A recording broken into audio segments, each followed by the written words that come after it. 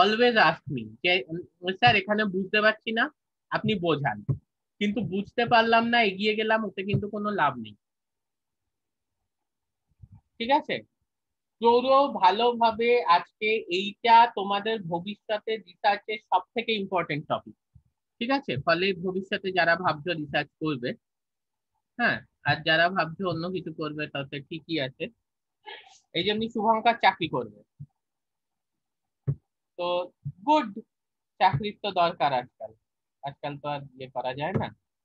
আচ্ছা, এই এই ইয়েগুলো দেখা যাচ্ছে স্লাইড? এই জন্যই আমি বলছি, কারণ তোমরা এখানে দেখতে পাচ্ছ তো সিএনএম আইআইসিবি, এই স্লাইড গুলো আমাকে দিয়েছিলেন বিখ্যাত প্রোটিন মলিকিউলার মডেলিং এর একজন বিখ্যাত লোক। তার নাম শুনেছো কিনা আমি জানি না, ছবিনাথ মন্ডল, ডক্টর ছবিনাথ মন্ডল। তার 3-4টে বই আছে শুধু প্রোটিনের মলিকিউলার মডেলিং করার উপর। ঠিক আছে? তো সেই ছবিনাথ মন্ডল স্যার, উনি আমাকে এই স্লাইড গুলো দিয়েছিলেন। তাহলে এগুলো একটু তোমরা ভালো করে বোঝো। এই সিএনএম টা হচ্ছে গিয়ে ডক্টর ছবিনাথ মন্ডল। ওকে, আচ্ছা, এবারে আহ দেখো, ব্যাপার হচ্ছে আমি এগুলো তোমাকে আগেই বলেছিলাম যে কয়েকটা জিনিস। একটা হচ্ছে যে সবার আগে তুমি ডেটাবেস সার্চ করো। ডেটাবেস সার্চ করো যে তুমি যে প্রোটিনটাকে টার্গেট করতে চাইছো বা ইয়ার ড্রাগ, সেটার কোনো 3 ডাইমেনশনাল স্ট্রাকচার আছে কিনা। এবার এই ডেটাবেস, কোন ডেটাবেসে আমি প্রোটিনের 3 ডাইমেনশনাল স্ট্রাকচার পাবো, কে বলবে আমায়? কোন ডেটাবেসে আমি প্রোটিন 3 ডাইমেনশনাল স্ট্রাকচার? আরে এটা তো তোমাকে আমি কোয়েশ্চেন দেবো 6 সেমিস্টার। প্রোটিন ডেটা ব্যাংকে তো পাওয়া যাবে, পিডিবি। পিডিবি বা protein data bank, absolutely correct. ঠিক আছে? এতে প্রোটিনের 3 ডাইমেনশনাল স্ট্রাকচার পাওয়া যায়। This is the most authentic database. এই যে 3 ডাইমেনশনাল স্ট্রাকচার গুলো পাওয়া যায়, এগুলো কি পদ্ধতির মাধ্যমে ডিপোজিট করা হয়? কি পদ্ধতির মাধ্যমে নির্ণয় করা এবং ডিপোজিট করা হয়? X-ray diffraction. X-ray diffraction. Okay, আর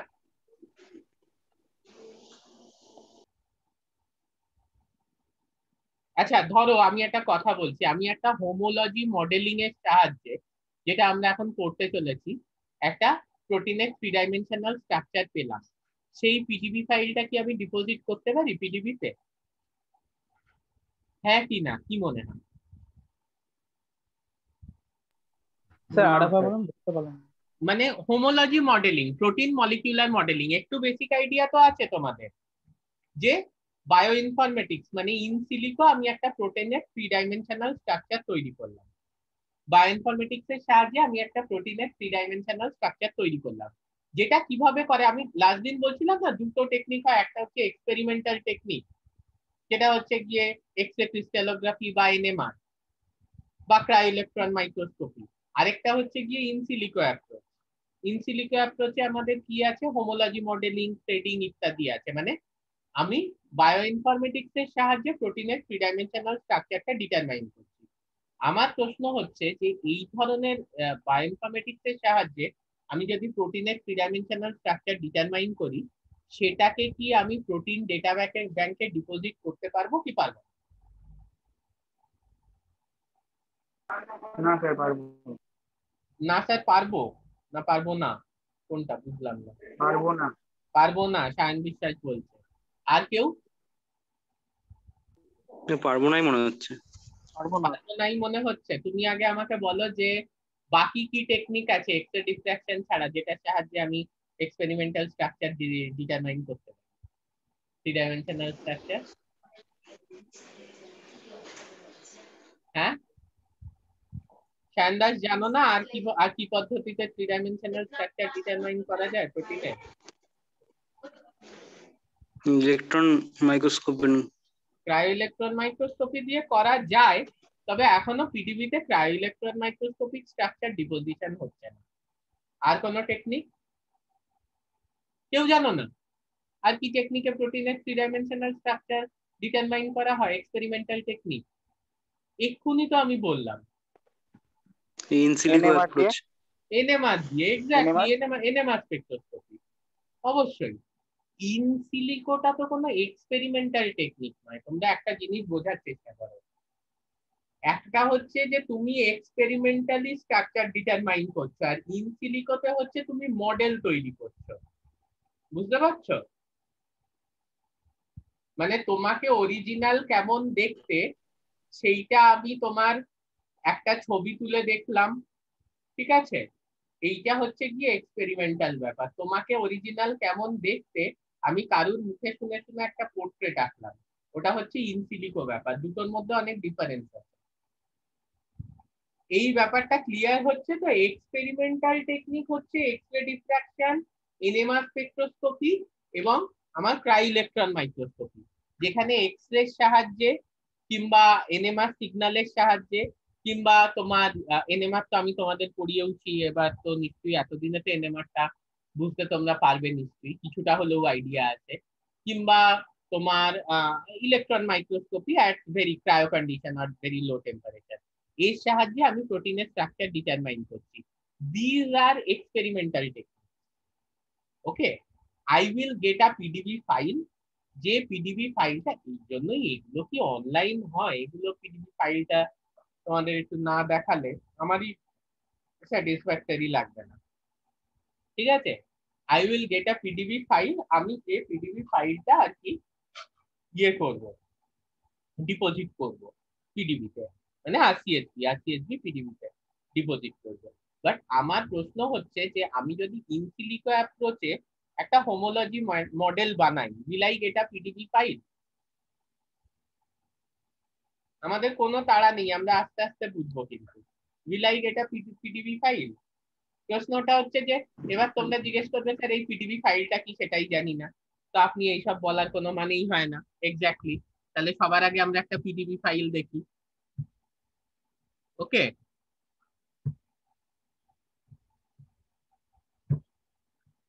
দেখা যাক পিডিবি ফাইল একটা।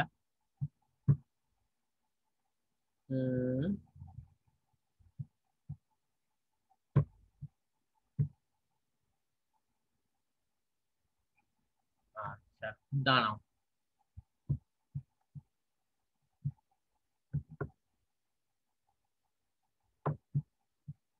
আচ্ছা, ইয়ে রুদ্রজিৎ অ্যান্ড সায়ন বিশ্বাস, তোমাদের ওটা কিন্তু আমরা পাঠিয়ে হ্যাঁ স্যার, দিয়েছি, হ্যাঁ, গতকালই আমি হ্যাঁ গত পরশু পাঠিয়ে দিয়েছি, কনফার্মেশন এসেছে। ম্যাডাম গতকাল পাঠিয়ে দিয়েছে। হ্যাঁ, ওই নিয়ে তোমার ও কনফার্মেশন এসেছে। আমি যা লেখার ঠিক লিখে দিয়েছি, ও তো অনেকটাই আগে করেছি, তোমাদের কোনো চিন্তা নেই। যেটা লিখেছো ওইটা ভালো করে ডিটেলসে পড়ে যাবে, তাহলেই হবে, বাকিটা আমরা। অনলাইন ইন্টারভিউ হবে স্যার। হ্যাঁ, যে যাই হোক, অনলাইন অফলাইন যা হোক, ইন্টারভিউ ডেট হচ্ছে শুধু মে একটা কথা। মাসের 31 থেকে জুন মাসের দিনের মধ্যে। আচ্ছা, শুধু একটা জিনিস আমি বলছি, ওইখানে গিয়ে কাউকে বোকা টোকা বানানোর চেষ্টা করো না কিন্তু, হ্যাঁ, প্রবলেম হয়ে যাবে। মানে ধরো কিছু জানো না তো সেটা জানো না, এখানে তোমরা যেরকম এক্সটার্নাল কে করো ওইসব বলতে যাও না, কারণ তুমি তো ওদেরকে এমনিও বোকা বানাতে পারবে না। তো এটা নেগেটিভ ইমপ্রেশন হবে, যে যেটা জানি না জানি না, ওরা নিজেরাই বলবে, সব যে তোমাকে জানতে হবে এরকম কোনো মানে নেই। সবই যদি জেনে যাও তাহলে আর তুমি এমএসসি পিএইচডি করতে যাচ্ছ কেন? তা একেবারে সায়েন্টিস্ট হয়ে যাও। আচ্ছা, এইখানে এই যে দেখা যাচ্ছে, এই একটা ফাইল দেখা যাচ্ছে, ফাইলটা কি একটু কেউ পড়বে? YSPD model and terminal deleted. deleted PDB. আচ্ছা, পিডিবি, এই পিডিবি ফাইলটা আমি সবার আগে সিম্পল একটা ওয়ার্ড প্রোগ্রামে খুলে দেখাচ্ছি, ঠিক আছে? সিম্পল আমি একটা ওয়ার্ড প্যাডে খুলে দেখালাম, একটা ওয়ার্ড এমএস ওয়ার্ড বা ওয়ার্ড প্যাডে খুলে দেখালাম। আমি জাস্ট তোমাদের দেখাচ্ছি যে জিনিসটা কিরকম হয়।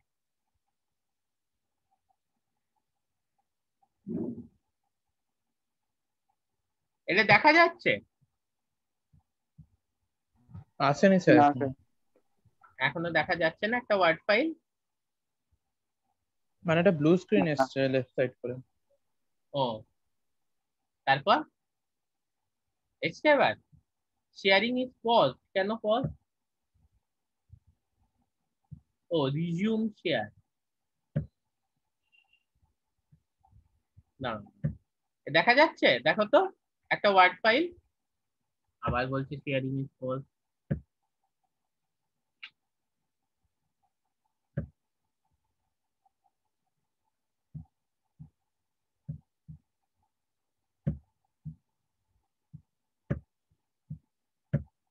দেখো তো দেখা যাচ্ছে এবার 100%? হ্যাঁ এবার হ্যাঁ স্যার।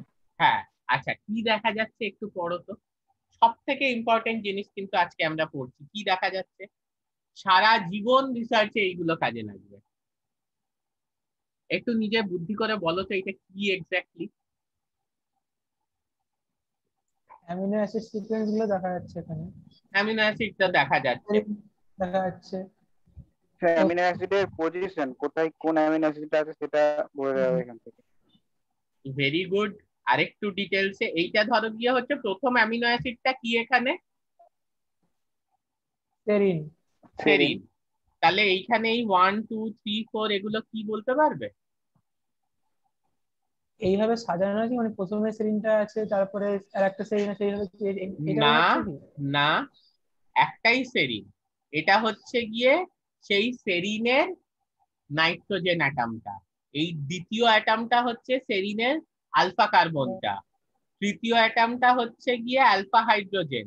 চতুর্থ অ্যাটমটা হচ্ছে গিয়ে বিটা কার্বন। এবার অ্যামিনো অ্যাসিডে আলফা কার্বন বিটা কার্বন এগুলো তো নিশ্চয়ই জানো তোমরা। অ্যামিনো অ্যাসিডের স্ট্রাকচারটা তো জানো নিশ্চয়ই সেরিনের।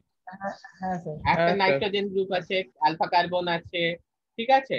তারপর হচ্ছে গিয়ে তোমার বিটা কার্বন আছে।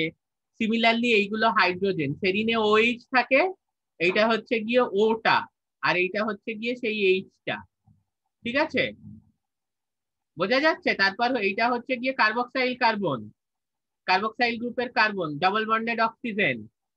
পেপটাইড বন্ডের পরেরটা হচ্ছে অ্যালানিন, পেপটাইড বন্ডের নাইট্রোজেন, পেপটাইড বন্ডের হাইড্রোজেন। দেখো সিওএনএইচ, সিওএনএইচ টা কি Suparna? Sayan Das, what is CONH? Peptide bond. Peptide bond, right. তাহলে এই সিওটা দিচ্ছে সেরিন, এনএইচ টা দিচ্ছে অ্যালানিন। তারপর আবার আলফা কার্বন, আলফা হাইড্রোজেন ইত্যাদি। বোঝা যাচ্ছে জিনিসটা? এইগুলো হচ্ছে এক একটা ইন্ডিভিজুয়াল অ্যাটম। তাহলে আমরা দেখতে পাচ্ছি সেরিনে টোটাল 10টা অ্যাটম আছে, যেটা আর কি তোমার প্রোটিনে আছে। তাহলে এই যে নাইট্রোজেন তার করসপন্ডিং এইগুলো কি কি বলতো? 56.693, 74.646, হ্যাঁ এটা কি বন্ড অ্যাঙ্গেল বা এরকম কিছু? কাছাকাছি। নেক্সট। Bond length. না, বন্ড লেংথ তো ঠিক নয়, ইন আ ওয়ে বলা যায়, খুব ইনডাইরেক্টলি নয়।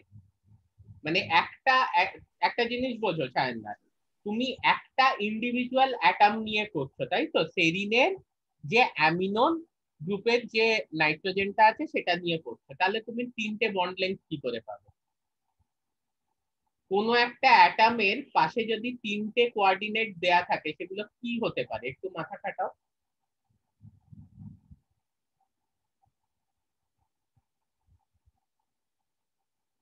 হ্যাঁ, এগুলো এক্স ওয়াই জেড কোঅর্ডিনেট, ওটার থ্রি ডাইমেনশনাল পজিশনটা। স্ট্রাকচার এটা।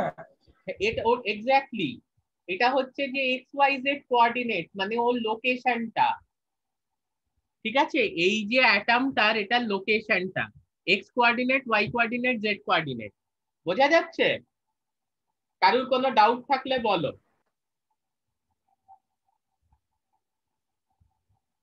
কি এক্স ওয়াই যে জেড অ্যাটম 12.565 ওইটা কি? কোনটা বলো তো? এইটা ফার্স্টে এটা আছে একদম। একদম লেফট অ্যাটম 12.65।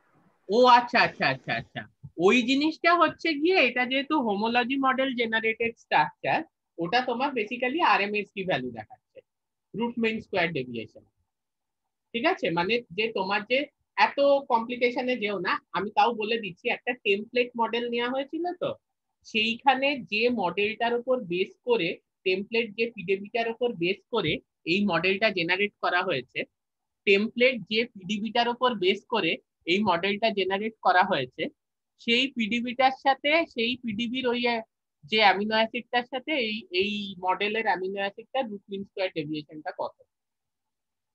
যত বেশি হবে তত খারাপ, যত কম হবে তত ভালো। But let's not go into that. মানে সোজাসুজি বলো যে, বোঝো যে আমি যদি একটা পার্টিকুলার টেমপ্লেট নিই যেটার উপর ভিত্তি করে আমি একটা মডেল বানাই, সেই টেমপ্লেটটার সঙ্গে মডেলটা কতটা ভ্যারি করছে। বোঝা যাচ্ছে? That is basically determined by three factors. One is the C score, confidence score, another is the TM score, আরেকটা হচ্ছে RMS. These are the RMSD values. Anyway, forget it. তাহলে আমি যদি প্রত্যেকটা অ্যাটমের কোঅর্ডিনেট গুলো জানি স্পেসে, তাহলে সেখান থেকে যে প্রোটিনটা ওই অ্যাটম গুলো দিয়ে তৈরি, সেই প্রোটিনটা 3 ডাইমেনশনাল স্ট্রাকচারটা আমি জানতে পারি? হ্যাঁ স্যার। কোনো ডাউট আছে? সম্ভব। তাহলে আমাদের সুপর্ণা একে দেখাবে। সুপর্ণা আছো? সুপর্ণা আবার অন করে ক্রিকেট খেলতে চলে গেছে। সুপর্ণা আছো? নেই। যাই হোক, তাহলে শুভঙ্কর তুমি একে দেখাতে পারবে 3 ডাইমেনশনাল স্ট্রাকচারটা? কি হলো শুভঙ্কর? আঁকা যাবে অবশ্যই, কিন্তু একে দেখানো সম্ভব না। কেন? অত বড় স্ট্রাকচার একে কি এমন বড় ব্যাপার? মাত্র 4984টা অ্যাটম আছে। তুমি গ্রাফ পেপার নিয়ে বসো, প্রত্যেকটার কোঅর্ডিনেট বসাতে শুরু করো। হবে না? অসম্ভব। তাহলে কি করতে হবে আমাকে দেখতে গেলে? কোনো সফটওয়্যার ইউজ করতে হবে। Very good. কোন সফটওয়্যার ইউজ করতে হবে বলতে পারবে? এটা কি স্যার ওই কি বেশ একটা যে দিয়েছিলেন ওই সফটওয়্যারটা, নামটা তো মনে পড়ছে না। এই সুইস পিডিবি ভিউয়ার বলে একটা অ্যাপ আছে, হ্যাঁ ওখান থেকে খোলা যাবে। সুইস না স্যার, পিডিবি এমনি ভিউয়ার দিয়ে খোলা যাবে, রাইট?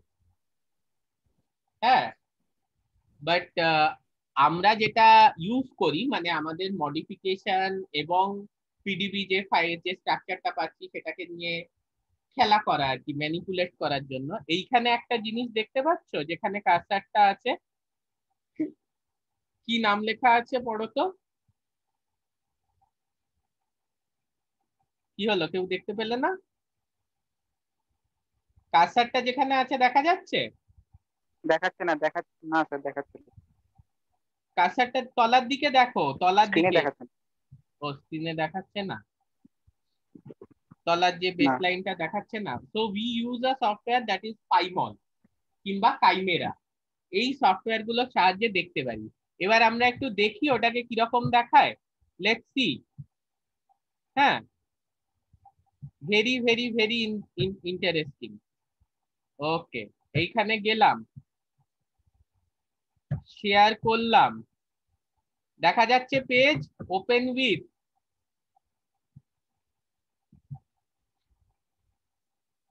ছাড়ো, দরকার নেই, আমি তোমাদেরকে ডাইরেক্ট ইয়ে দিয়ে পাইমন দিয়ে খুলে দেখাচ্ছি কিরকম দেখতে লাগবে। ওকে, স্ক্রিন শেয়ারিং হ্যাজ স্টপ। ওকে, আমার কোনো দরকার নেই আর স্ক্রিন শেয়ারিং এর। So let us open this পাইমন।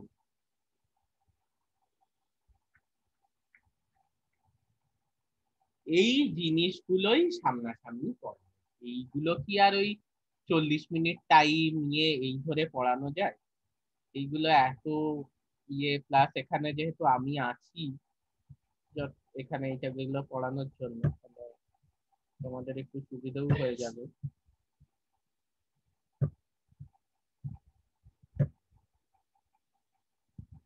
দেখা যাচ্ছে কিছু স্ক্রিনে? হ্যাঁ স্যার। কি দেখা যাচ্ছে?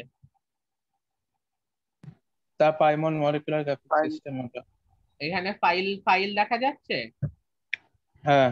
ওপেন করলাম, ওপেন ওই স্ট্রাকচারটাই করবো, দাঁড়াও। ডেস্কটপে গেলাম,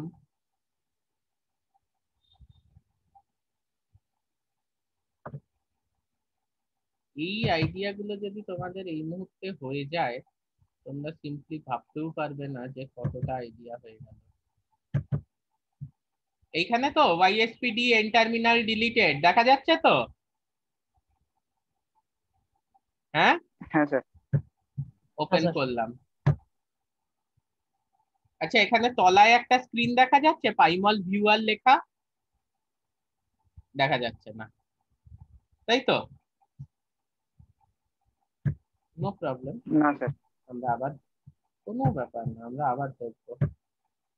এইবার দেখা যাচ্ছে প্রাইমাল ভিউয়ার লেখা একটা স্ক্রিন। হ্যাঁ স্যার। হ্যাঁ স্যার। এইখানে দেখো, এইখানে ওয়াইএসপিডি মডেল এন টার্মিনাল দেখা যাচ্ছে, কার্সার স্যার। যেখানে আছে। এখানে দেখো হাইড এভরিথিং, শো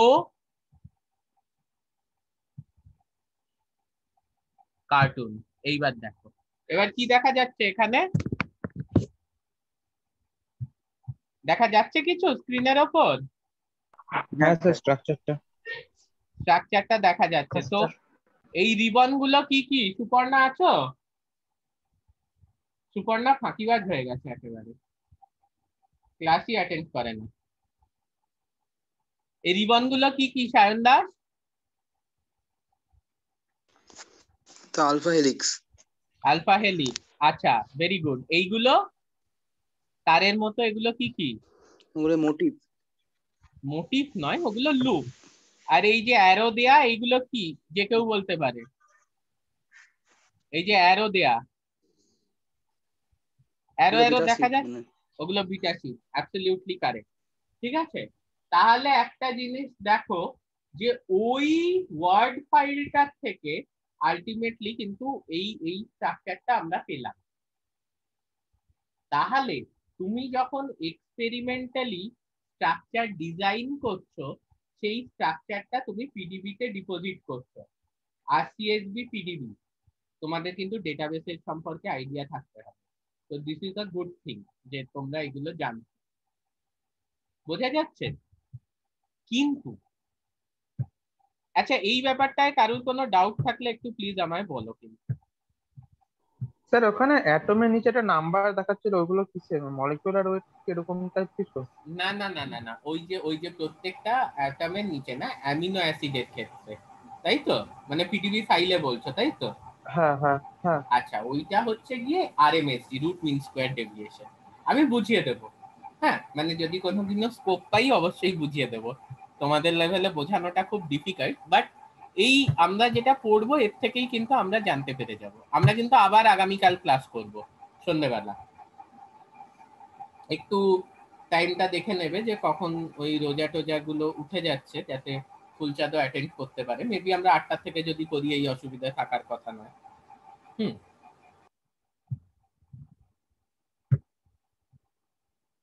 কারণ এখন থেকে কিন্তু কলেজে কবে শুরু হবে আমি জানি না, অফিসিয়াল নোটিশ ফোটিস আমি জানি না, বাট আমার যে পোর্শন শেষ করাতে হলে এখন থেকে জুলাই অবধি টানা ক্লাস করে যেতে হবে। আচ্ছা স্যার আপনি কোন এমনি পিডিএফ বা কিছু ওই ক্লাসরুমে আপলোড করেছেন? হ্যাঁ, এইটাই তো আপলোড করে দিয়েছি, ছবিনাথ মন্ডল স্যারের এটা আপলোড করেছি, ভিডিওটা আপলোড করেছি।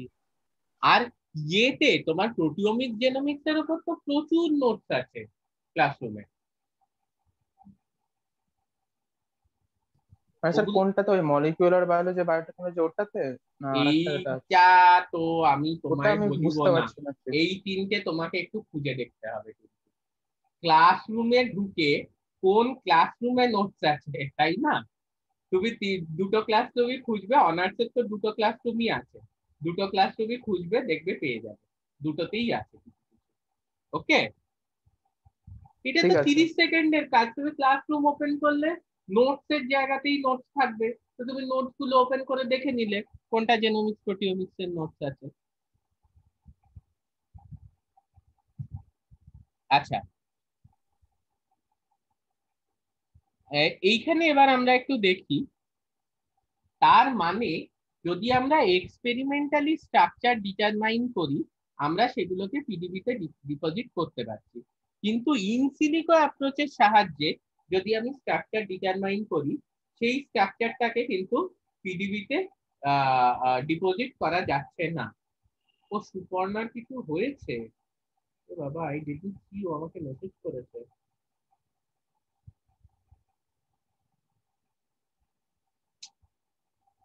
এই সুপর্ণার কে ফ্রেন্ড আছো, একটু খোঁজ নেবে তো ও কেমন আছে।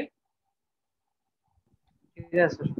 ঠিক আছে, ক্লাস গুলো হয়ে গেলে একটু, এখনই না, এখন তো শুয়েছে হয়তো, তো একটু বিকেলের দিকে খোঁজ নিও কিন্তু কেমন আছে। আচ্ছা, যাই হোক, যেটা বলছিলাম তার মানে হচ্ছে এই যে ইনসিলিকো স্ট্রাকচার আমাদের, যেটা আমরা বায়োইনফরমেটিক্স এর সাহায্যে বানাচ্ছি, that has to be corroborated by experimental finding, otherwise nobody would accept that. এই যে ইনসিলিকো স্ট্রাকচারটা যেটা আমরা বায়োইনফরমেটিক্স এর সাহায্যে বানাচ্ছি, that has to be corroborated with experimental finding. Experimental finding এর দ্বারা যদি আমরা ওই ইনসিলিকো স্ট্রাকচারকে করোবোরেট না করি, ওটা কিন্তু কেউ অ্যাকসেপ্ট করবে না, এক নম্বর কথা। দু নম্বর কথা হচ্ছে যে ধরো যারা একেবারে ড্রাই ল্যাবে কাজ করে, মানে যেখানে কোনো এক্সপেরিমেন্টের স্কোপ নেই, ওয়েট ল্যাব হচ্ছে না, সেখানে কি হচ্ছে, now there is another technique that is molecular dynamics. হ্যাঁ, মলিকিউলার ডায়নামিক্স। ছেলেটি ফাঁকিবাজ কিন্তু এমনিতে ইন্টেলিজেন্ট।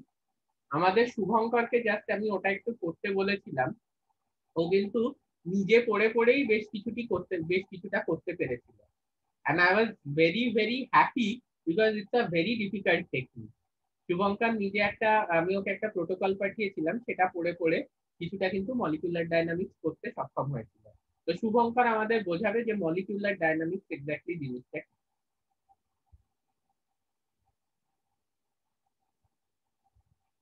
শুভঙ্কর, হ্যাঁ স্যার। হ্যাঁ একটু বলো কি মলিকুলার ডায়নামিক্স কি করেছিলে তুমি। This molecular dynamics is used to basically, এই মলিকিউলার ডায়নামিক্স ব্যবহার করা হচ্ছে এই ধরনের ইনসিলিকো, আর এখন প্রোটিওমিক্স এর one of the most important technique molecular dynamics. Proteomics এর ওর থেকে ইম্পর্টেন্ট টেকনিক এখন রিয়েলি কিছু আছে। তো এই 3 ডাইমেনশনাল স্ট্রাকচারকে আমি কিন্তু ভ্যালিডেট করতে পারি ইনসিলিকো ইউজিং মলিকিউলার ডায়নামিক্স। হ্যাঁ হ্যাঁ শুভঙ্কর বলো। হ্যাঁ স্যার, আমি তো ওটা করেছিলাম যে প্রোটিনের সঙ্গে লিগ্যান্ড বাইন্ড করানোর জন্য ওটা দিয়েছিলেন আপনি, যেটা করছিলাম ওটা। হ্যাঁ তো ওখানে একটা পিডিবি ফাইল ছিল, একটা লিগ্যান্ডের ফাইল ছিল, সেটাকে মলিকুলার মানে ওই এর সাহায্যে ওটাকে কি করে অ্যাটাচ করে কি কি বন্ড দেখা যাবে সেইগুলো দেখছিলাম। Very good. ওই স্ট্রাকচারটা ওটা দেখছিলাম। তাহলে তুমি আমাকে একটা কথা বলো, তুমি যদি এই কাজটা নিজে নিজে করতে পারো, তাহলে টিসিএস এ চাকরি কেন করবে? চাকরি তো করবো না স্যার। হ্যাঁ মানে এত ইম্পর্টেন্ট এই মুহূর্তে চাকরি লাগবে? বাড়িতে কোনো ফাইনান্সিয়াল প্রবলেম কিছু কিছু আছে? নিশ্চয়ই সেভাবেও নয়। সেরকম কিছু নাই। হ্যাঁ তাহলে আর 2-3 বছর পড়াশোনা করো। হ্যাঁ সে করবো, এমনি বিভিন্ন যে পরীক্ষাগুলো হয় সেই না পরীক্ষাগুলো না ওইটা তো ভালো, ওটা তো সবসময় আগে ওগুলো করছি আর কি, হুম হুম, সেটা যাতে তো ভালো। পরবর্তী সমস্যা না হয়। হ্যাঁ যাই হোক, যেটা আমি বলছিলাম ও ঠিকই বলেছে যে ওই আমরা আলটিমেটলি মলিকিউলার ডায়নামিক্স কি সেটা পরে বুঝবো। আপাতত যেটা হচ্ছে যে মলিকিউলার মডেল করে তৈরি করা স্ট্রাকচারকে ভ্যালিডেট করার জন্য, আই রিপিট মাইসেলফ, মলিকিউলার মডেলের সাহায্যে তৈরি করা স্ট্রাকচার কিন্তু কেউ মানবে না, কারণ ওগুলো কম্পিউটার সিমুলেশন। যেভাবে করোনা রিলেটেড কম্পিউটার সিমুলেশন সব জায়গায় ধাক্কা খায়, যখন সায়েন্টিস্টরা বলে হ্যাঁ হ্যাঁ আমরা কম্পিউটারে সিমুলেট করে দেখেছি, এবার একদম কমে যাবে, তার ঠিক দেখা যায় তখনই মারাত্মক বেড়ে যাচ্ছে। আবার যখন বলে এবার এখন খুব বাড়তে চলেছে, দেখা যাচ্ছে সেপ্টেম্বর টু জানুয়ারি ফেব্রুয়ারি ওটা কমে গেল। তো এইরকম ব্যাপার এই ধরনের, because biological system doesn't follow any rule. Biological সিস্টেমে যে 1+1 2ই হবে এটা নয়, because those two ones are not same. আমরা জানি বায়োলজিতে একমাত্র মনোজাইগোটিক টুইন্স ছাড়া পৃথিবীর কোনো দুটো জিনিস সেম হয় না। তো 1+1 তাহলে 2 কি করে হবে? 1+1 দুটো 1 হবে। এই জায়গাটার উপর ভিত্তি করে কিন্তু যারা একেবারে ড্রাই ল্যাবে কাজ করে, এক্সপেরিমেন্টের কোনো স্কোপ নেই, তখন আমি কি ওই যে বাইরের এক্সপেরিমেন্টাল কন্ডিশনটাকে সিমিউলেট করব। মানে ধরো আমার pH 7 এ, সলিউট কনসেন্ট্রেশন 150 মিলিমোলারে, টেম্পারেচার 30 ডিগ্রিতে একটা প্রোটিন স্ট্রাকচার আমি পেয়েছি, তাহলে তার বন্ড গুলো কিভাবে ভাইব্রেট করবে। Let's not go very details into this, but আমি জাস্ট এই জিনিসটা এমফাসাইজ করতে চাইছি যে তোমরা যে ইনসিলিকো স্ট্রাকচারটা ডিটারমাইন করবে সেটা কিন্তু পিডিবিতে ডিপোজিট করা, এক নম্বর। দ্বিতীয় হচ্ছে এক্সপেরিমেন্টাল স্ট্রাকচার পিডিবিতে ডিপোজিট করা। 3 নম্বর হচ্ছে ইনসিলিকো স্ট্রাকচার তুমি যেটা পাবে সেটার ক্ষেত্রেও তুমি একটা পিডিবি ফাইল পাবে, এক্সপেরিমেন্টাল স্ট্রাকচার তুমি যেটা পাচ্ছ সেটার ক্ষেত্রেও তুমি একটা পিডিবি ফাইল পাচ্ছ। Basically there is no difference between these two things. But in silico structure তুমি পিডিবিতে ডিপোজিট করতে পারবে না।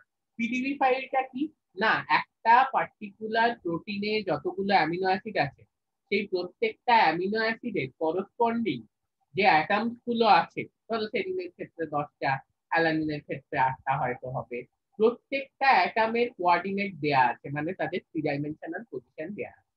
এবার পাইমল বা কাইমেরা এই সফটওয়্যার গুলোর সাহায্যে আমরা কি করতে পারি, ওই যে অ্যাটমস গুলো 3 ডাইমেনশনাল কোঅর্ডিনেট আছে সেগুলোকে একটা 3 ডাইমেনশনাল প্রোটিন স্ট্রাকচারে আমরা কনভার্ট করে দেখাতে পারি।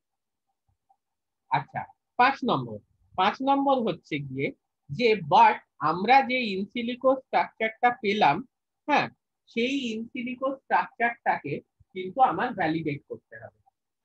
ইউজুয়ালি এক্সপেরিমেন্টালি ভ্যালিডেট করতে হবে। যদি আমি এক্সপেরিমেন্টালি ভ্যালিডেট করতে না পারি, I will use a technique that is known as molecular dynamics, where I simulate the experimental condition. Meaning আমার ধরো pH আছে 7, temperature 30 degree, solute concentration 150 millimolar. এই কন্ডিশনে at ন্যানোসেকেন্ড ইন্টারভেল বিভিন্ন বন্ড যেগুলো আমার প্রোটিনের 3 ডাইমেনশনাল স্ট্রাকচারে আছে বা বিভিন্ন অ্যাটম, সেগুলো কিভাবে ভাইব্রেট করছে, we can simulate that. We use software like GROMACS use করা যায়, Schrodinger use করা যায়। So these are all paid packages. এই GROMACS সফটওয়্যার বা Schrodinger এগুলো পেড প্যাকেজ। ইউজুয়ালি আমাদের মলিকুলার যে ডকিং বা হোমোলজি মডেলিং সফটওয়্যার গুলো এগুলো পেড হয় না, এগুলো ফ্রি সফটওয়্যার হয়। বাট ডিনামিক্স তো এটা নর্মাল এই ধরনের ল্যাপটপে চালানোও যাবে।